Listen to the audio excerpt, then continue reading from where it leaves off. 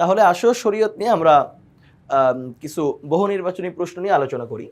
দেখো, একদম শুরুতে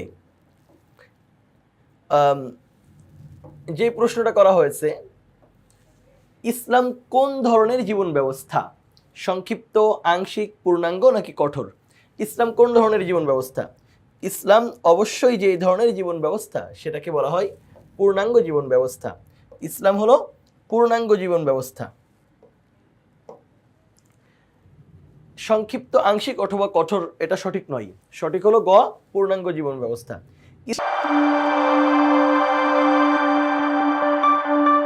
ইসলামের বিধিবিধান কেমন? জাতিগত, সর্বজনীন ও সর্বকালীন, প্রাচীন, আধুনিক।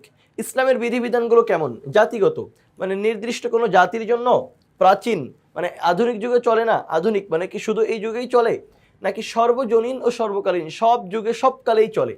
অবশ্যই ইসলামের বিধিবিধানগুলো সর্বজনীন ও সর্বকালীন। মানুষের কল্যাণের জন্য ইসলামের বিধিবিধান কে জারি করেছেন? ইসলামের বিধিবিধানগুলো প্রণয়ন করেছেন কে? এটা এই পদ্ধতি চালু করেছেন কে? আল্লাহ তাআলা, হযরত মুহাম্মদ সাল্লাল্লাহু আলাইহি ওয়াসাল্লাম, আল্লাহ ও তার রাসূল সাল্লাল্লাহু আলাইহি ওয়াসাল্লাম, রাসূল সাল্লাল্লাহু আলাইহি ওয়াসাল্লাম এবং খলিফাগণ। মানুষের কল্যাণের জন্য ইসলামের এই বিধিবিধানগুলো কে জারি করেছে? যদি আমরা এই প্রশ্নের উত্তর দিই হযরত মুহাম্মদ সাল্লাল্লাহু আলাইহি ওয়াসাল্লাম, তাহলে ইসলামটা রাসূলুল্লাহ সাল্লাল্লাহু আলাইহি ওয়াসাল্লামের জন্যই হয়ে যায়। কিন্তু ইসলাম তো শুধু রাসূলুল্লাহ সাল্লাল্লাহু আলাইহি ওয়াসাল্লাম আমাদেরকে দেন নাই, আল্লাহ ও তার রাসূল সাল্লাল্লাহু আলাইহি ওয়াসাল্লাম। না, এই প্রশ্নের উত্তরও সঠিক নয়, কারণ ইসলামটা আল্লাহ প্রদত্ত ধর্ম। রাসূলুল্লাহ সাল্লাল্লাহু আলাইহি ওয়াসাল্লাম সেই ধর্মের প্রচারক আল্লাহর পক্ষ থেকে, রাসূলুল্লাহ সাল্লাল্লাহু আলাইহি ওয়াসাল্লাম এবং তার খলিফাগণ। তার মানে এখানে তো আল্লাহ তাআলার নামই নাই। তাহলে অবশ্যই এই প্রশ্নের সঠিক উত্তর হলো ক, আল্লাহ, আল্লাহ তাআলা। তাহলে ইসলামের মানুষের কল্যাণের জন্য ইসলামের বিধিবিধানগুলো যে জারি করেছেন তিনি হলেন আল্লাহ তাআলা। এরপরের প্রশ্ন দেখো, শরীয়ত শব্দের অর্থ কি? শরীয়ত আমরা পড়ছি, তো এই শরীয়ত শব্দের অর্থ কি? কি হতে পারে এটার অর্থ? এটাও একটা গুরুত্বপূর্ণ প্রশ্ন যে আমরা শরীয়ত পড়ছি, শরীয়তের কথা এত করে বলছি, তো এই শব্দের অর্থ কি এটা আমাদের অবশ্যই জানতে হবে। এখানে দেখো 4টা পয়েন্ট উল্লেখ করা আছে। একটা হলো উৎস, একটা পথ, একটা সরল, একটা সূত্র। এই 4টার মধ্যে কোনটা সঠিক হতে পারে? উৎস না, শরীয়ত মানে উৎস নয়, সরলও নয়, সূত্রও নয়। শরীয়ত শব্দের শাব্দিক অর্থ হলো পথ।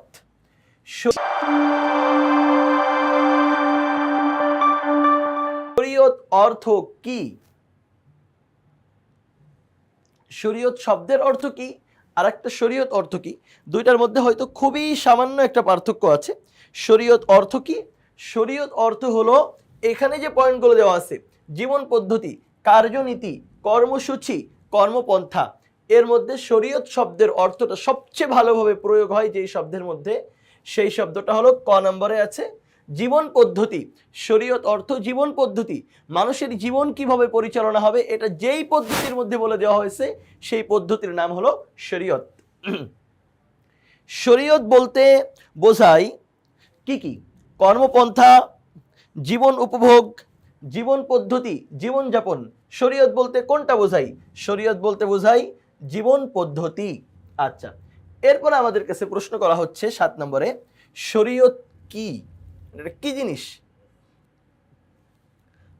এই প্রশ্নের উত্তরের মধ্যে যে পয়েন্টগুলো আমাদের এখানে দেওয়া আছে, দেখো, মানুষের উন্নতি মানে শরীয়ত এটা কি মানুষের উন্নতি, নাকি ইসলামের বিধিবিধান মানুষের সুযোগ সুবিধা, বিজ্ঞানের নিয়ম কারণ?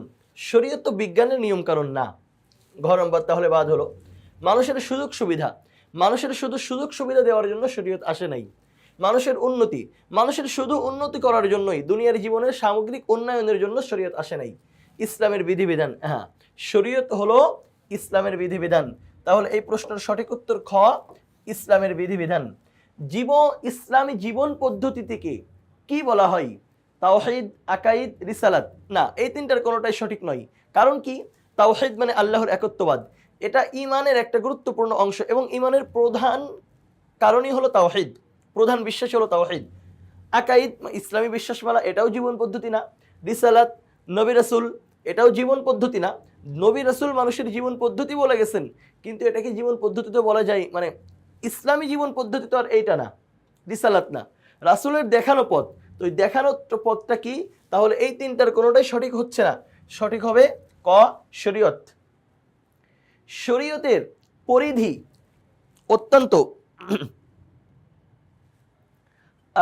সংকীর্ণ, মানে খুবই ছোট, ব্যাপক, অনেক বড়, অনেক বিস্তৃত।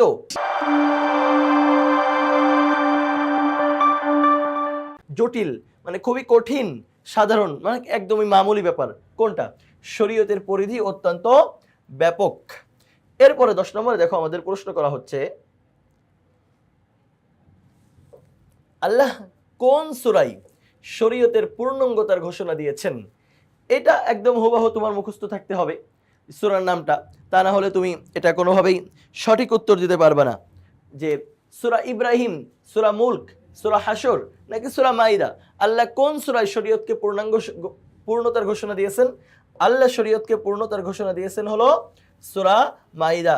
তোমরা জানো, আল ইয়াউম আকমালতু লাকুম দীনাকুম ওয়া আতমামতু আলাইকুম নি'মাতি ওয়া রাদিতু লাকুমুল ইসলাম দীনা। বিদায় হজের পরে আল্লাহ তাআলা এই আয়াত অবতীর্ণ করে শরীয়তকে পূর্ণাঙ্গতার ঘোষণা দেন। তাহলে কোন সূরায় শরীয়তের পূর্ণতার ঘোষণা দেওয়া হয়েছে? সূরা মাইদা। মুসলিম মনীষীগণ শরীয়তের বিষয়বস্তুকে প্রধানত কয়টি ভাগে ভাগ করেছেন? শরীয়তের বিষয়বস্তুকে 3টি ভাগে ভাগ করেছেন।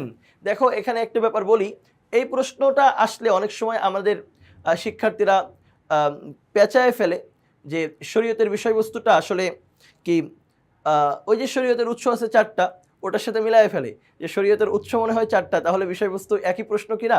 না, বিষয়বস্তু আর উৎস সম্পূর্ণ আলাদা। তাহলে শরীয়তের বিষয়বস্তু হলো 3টা।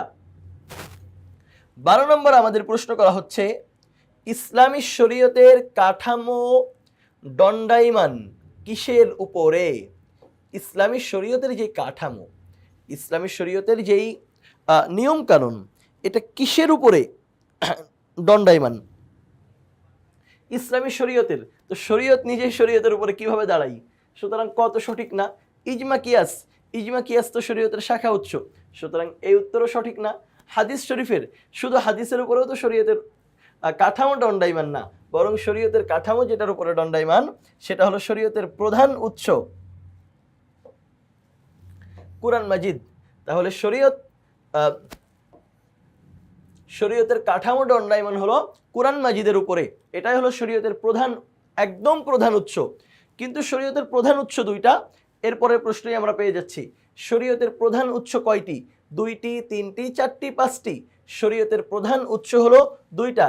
এখানে আবার কেউ 4টা দিয়ে ফেলো না, কারণ শরীয়তের প্রধান উৎস 4টা না, শরীয়তের উৎস 4টা, কিন্তু শরীয়তের প্রধান উৎস 2টা। এই ব্যাপারটা খুবই খেয়াল রাখার। তোমার কাছে শরীয়তের উৎস জানতে চাইলো, তো যদি এভাবে প্রশ্ন করে শরীয়তের উৎস কয়টা, তাহলে 4টা। যদি প্রশ্ন করে শরীয়তের প্রধান উৎস কয়টা, 2টা, কোরআন হাদিস। যদি প্রশ্ন করে শরীয়তের শাখা উৎস কয়টা, তাহলে 2টা। ইজমা কিয়াস, এই ব্যাপারটা খুবই মানে গুরুত্বের সাথে খেয়াল করতে হবে। শরীয়তের প্রধান উৎস কয়টা? 2টা, কোরআন হাদিস। শরীয়তের শাখা উৎস কয়টা? 2টা, ইজমা কিয়াস। শরীয়তের উৎস কয়টা? 4টা, কোরআন হাদিস ইজমা কিয়াস। প্রধান উৎস, শাখা উৎস, শরীয়তের মোট উৎস। আশা করি বুঝতে পেরেছো। তাহলে শরীয়তের প্রধান উৎস কয়টা? শরীয়তের প্রধান উৎস 2টা, কোরআনেও হাদিস।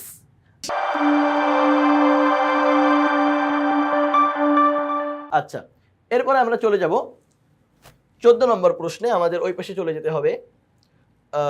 14 নম্বর প্রশ্ন দেখি আমরা আমাদের জন্য কি প্রশ্ন করা হয়েছে। হ্যাঁ, আমরা পেয়ে গেছি শরীয়তের উৎস কয়টা। একটু আগেই তোমাদেরকে বললাম যে এই প্রশ্নটা খুবই খেয়াল রাখতে হবে। শরীয়তের উৎস, এখানে আমরা পেয়েছি শরীয়তের উৎস হলো 4টা, কারণ এখানে শাখা নাকি প্রধান কোনো কিছু উল্লেখ করে নাই। কিন্তু আগের প্রশ্নে আমরা দেখেছিলাম শরীয়তের প্রধান উৎস কয়টা উল্লেখ করা ছিল। শরীয়তের উৎস কয়টা? 4টা। ইসলামী শরীয়তের চতুর্থ উৎস কোনটা? 4 নম্বর উৎস কোরআন, সুন্নাহ, ইজমা, কিয়াস। ইসলামী শরীয়তের 4 নম্বর উৎস হলো কিয়াস। শরীয়তের উৎস কোনটি? মানে নিচে যেই পয়েন্টগুলো দেওয়া আছে এর মধ্যে তোমাকে বেরো করতে হবে শরীয়তের উৎস কোনটা, এর মধ্যে কোনটাকে শরীয়তের উৎস বলা হয় এটা আমাদেরকে বের করতে হবে। দেখো এখানে কি কি আছে, কিয়াস আছে, সালাত আছে, সাওম আছে, হজ আছে। তো সালাত এটা তো শরীয়তের একটা বিধান, এটা উৎস না। সাওম হজ একই কথা, শরীয়তের বিধান, উৎস না। শরীয়তের উৎস হলো কিয়াস। তাহলে এখানে সঠিক উত্তর হবে ক, কিয়াস। রাসূল তোমাদের যা দেন তা তোমরা গ্রহণ করো, আর যা নিষেধ করেন তা থেকে বিরত থাকো। এই আয়াত দ্বারা কিসের গুরুত্ব বোঝানো হয়েছে? তাওহীদের না। তাওহীদ মানে আল্লাহর একত্ববাদ। তো আল্লাহর একত্ববাদের কোনো কথা তো এই আয়াতের মধ্যে সরাসরি উল্লেখ করা নাই। শরীয়ত, আমানত নাকি ঈমান? আমানতের কথাও এই আয়াতের মধ্যে সরাসরি উল্লেখ করা নাই। ঈমানের কথাও এই আয়াতের মধ্যে সরাসরি উল্লেখ করা নাই। সরাসরি যেটা আছে সেটা হলো শরীয়ত। রাসূল তোমাদের যা দেন তা গ্রহণ করো, আর যা থেকে নিষেধ করেন তা থেকে বিরত থাকো।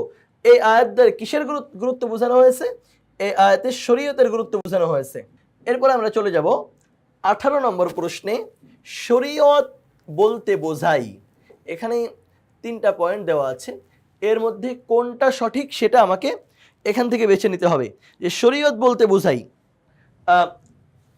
কার্যনীতি, মানে কর্মের পদ্ধতি, মানুষের জীবন পদ্ধতি, জীবন কিভাবে মানুষ পরিচালনা করবে সেইটা, মানুষের তৈরি করা বিধান।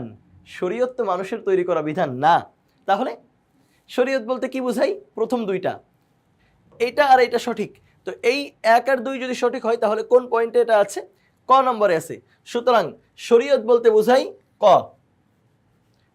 1 2 সঠিক। কার্যনীতি ও জীবন পদ্ধতি, মানুষের তৈরি বিধান নয়।